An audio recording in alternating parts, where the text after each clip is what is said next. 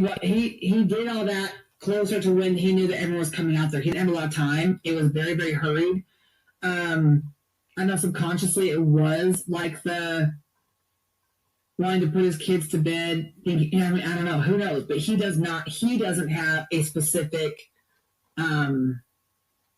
why they were in one tank or the other. He doesn't have that.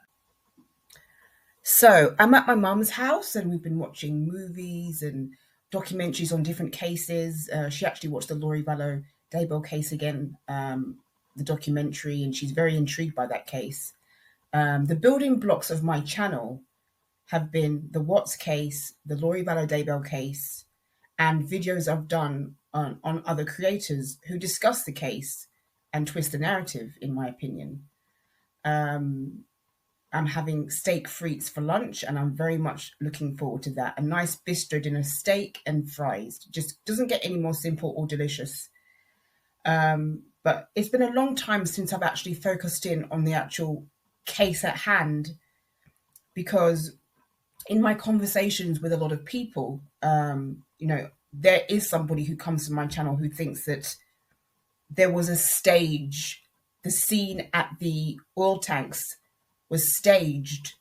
And I'm going to discuss that later on in this episode. It's been a long time since I've focused on the actual themes in the actual Watts case and discussed how each element and each theme plays a role in what's so intriguing about this case.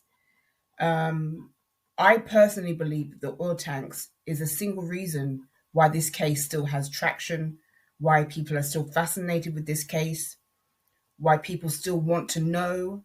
It adds to the mystery, the intrigue. I think the oil tanks is the reason why. I think if it happened anywhere else, I don't think this case would have the intrigue that it does. I think the oil tanks are the most important aspect of the Watts case in terms of the impact it's had. That's just my opinion. The disposal. That's just my opinion.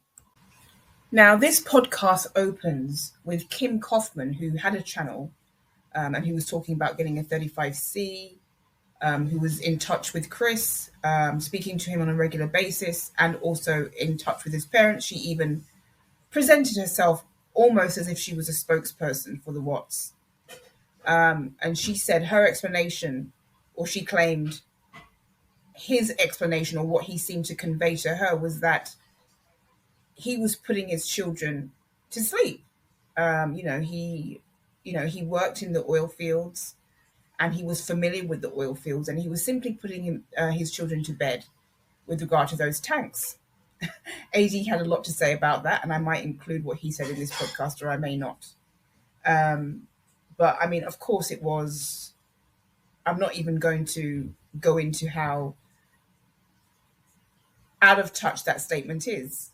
But I will say this, people who do these kinds of things do often utilize or use places that they're familiar with.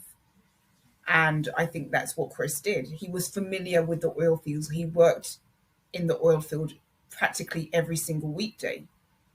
He was familiar with the surroundings. And like I said, I've watched a lot of documentaries on a lot of cases, and people will often place whomever they've got, in places in which they are familiar, in which they know. And that's exactly why I think that the oil field was his final destination, I think, because he was familiar with that area.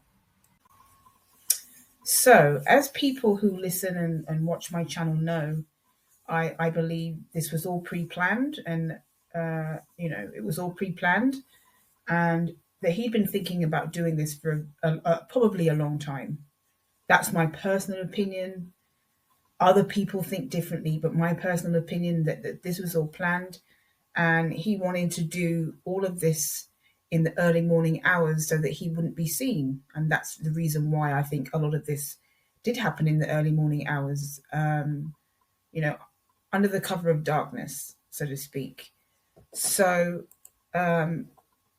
apparently, and you can correct me if I'm wrong, because to be honest with you, I've never pretended to know every single fact about this case. I think this is a case where none of us are ever going to know everything. I think there's always going to be something that we don't know. And that's probably another reason why this case is so intriguing to people, that there's always something new to learn. Now, I'll just say, Shanann did get back home from her business trip to Arizona in the early hours of Monday morning, August the 13th, 2018. Speculation that it was between 1:30 and 2:30. There was an approximate time 1:48. And no one knows what happened in the minutes or hours after she arrived, because we don't have a camera.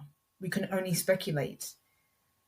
But what we do know is that at some point, Chris left his house, backed his car or his truck up in the garage, and made his way to Servi 19. Now, as I've been told or informed, and I've looked at different sources, it takes about 45 minutes to get to Servi 19. But depending on the traffic, depending on, who's on the road, it could take considerably longer, or it could take even a shorter amount of time. But because he was on the road at the very, in the very early hours of the morning, I would say that, there would not have been a lot of traffic on the road at that time.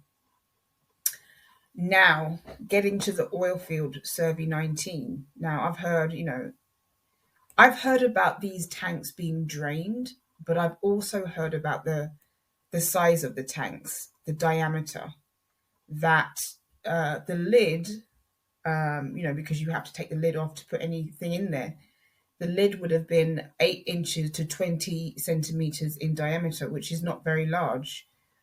But, with I'm somebody who sometimes travels from one place to another. And I know that I can fit things into, I know that I can fit very, very sizable things into very small things. So I know that that is possible, that you can squeeze something into an area that is small. And they were small. They were small. Personally speaking, and like I said, that there's somebody who listens to and watches my channel who believes that there was a stage at the Anadarko, the oil site, for an insurance payout. I don't believe that. I believe that Chris was there because he was familiar with the site and he didn't know where else. He was familiar with this site. Now, some people think that he's very intelligent, Chris Watts. He may have been academically intelligent, but I don't think he was any kind of mastermind. I don't think he was of great intelligence in terms of, how he conducted himself here. I think he wanted to dispose of, discard, and get rid of. Just like, for example, my mum took the rubbish out today. Obviously, she didn't have to drive very far. It's just around the corner from where she is that she can dispose the rubbish. But I think it was kind of like that. I think that's what he saw them as, rubbish, things to discard, things to be replaced. So I think it was just a disposal site. And I think he was there because he was familiar with the site. Now, did he plan to, put them there or put the things up there? Did he plan that location for what he did? Did he pre-plan that location? I do think that this was pre-planned, but he may not. I don't know for certain if he had planned that location all along. Who knows? There's always going to be things about this case that we will never know. One of the things that I'm not particularly fond of regarding this case is that there's been too many creators that have given themselves credit for solving this case or for knowing more about this case than anybody else. I tend to stay away from that kind of thinking because I think this is a case where we are never ever going to know everything.